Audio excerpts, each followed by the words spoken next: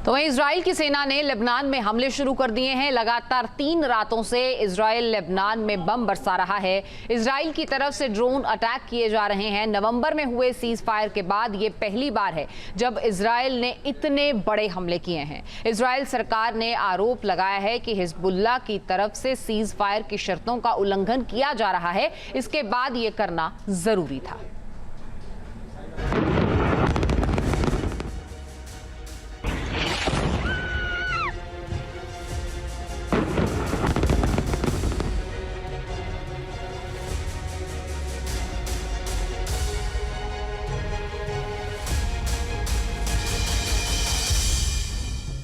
Middle east में जंग गहरा रही है। लेबनान में फिर आसमान से बारूद बरसने लगा है।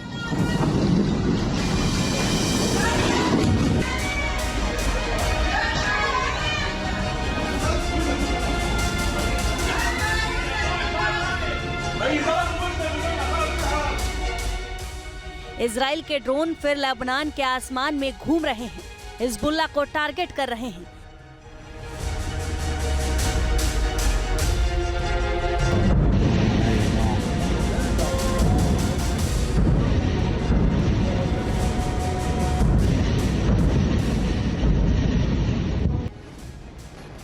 लेबनान में फिर बारूद बरसने लगा है, फिर लाशें गिरने लगी हैं, धमाके सुनाई दे रहे हैं, इमारतें जमींदोज हो रही हैं। मध्य पूर्व के इस देश में एक बार फिर इजराइल ने हमले किए हैं। एक बार फिर दावा किया गया है कि हिजबुल्लाह की गतिविधियों को रोकने के लिए इजराइल ने हमला किया।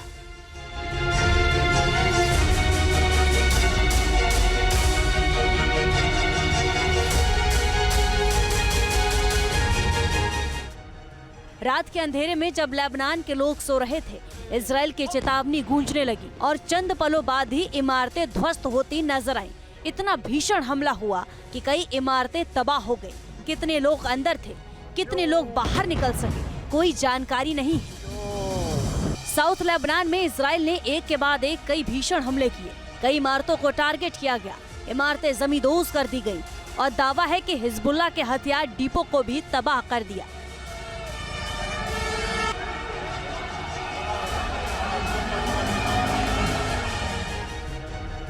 इजराइल ने लेबनान के तटीय शहर टायर में भी एनबाल इलाके में हमला किया। इस हमले में हिजबुल्लाह के हथियारों को टारगेट किया गया। दावा है कि हिजबुल्लाह के लिए हथियार बनाने वाला नाजी बारजी इस हमले में मारा गया।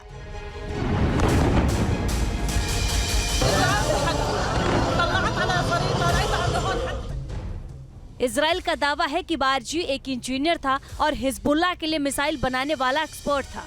इस धमाके के बाद इमारत में बड़ा विस्फोट हुआ। आग और धुएं का गुबार दूर तक देखा गया।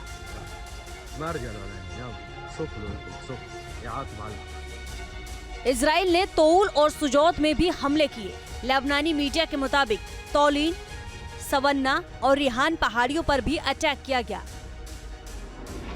इजराइल ने दक्षिणी लेबनान के एतारोन में भी बड़ा हमला किया और इस हमले में भी हिजबुल्लाह के टॉप कमांडर को ढेर करने का दावा किया गया है।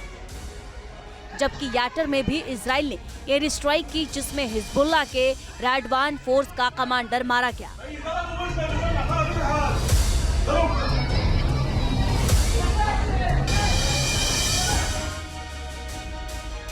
इजराइल ने दावा किया है कि हमले में पिन पॉइंट अटैक किया गया और हमले से पहले चेतावनी भी जारी की गई थी, लेकिन यह हमला एक बार फिर लेबनान में नया संघर्ष शुरू कर सकता है।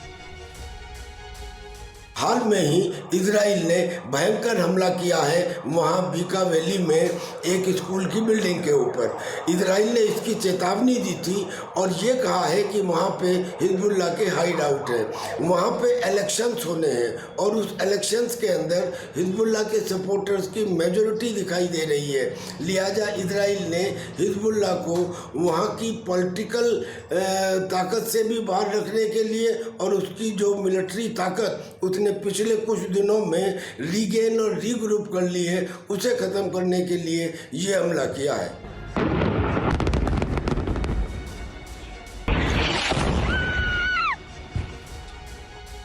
बेंजामिन नेतन्याहू के इरादे विस्फोटक हैं। एक तरफ हमास के खिलाफ हमले तेज कर दिए हैं तो दूसरी तरफ हिजबुल्लाह पर बम बरसाए जा रहे हैं। लगातार 3 रात से इजराइल की सेना दक्षिणी लेबनान में बमबारी कर रही है।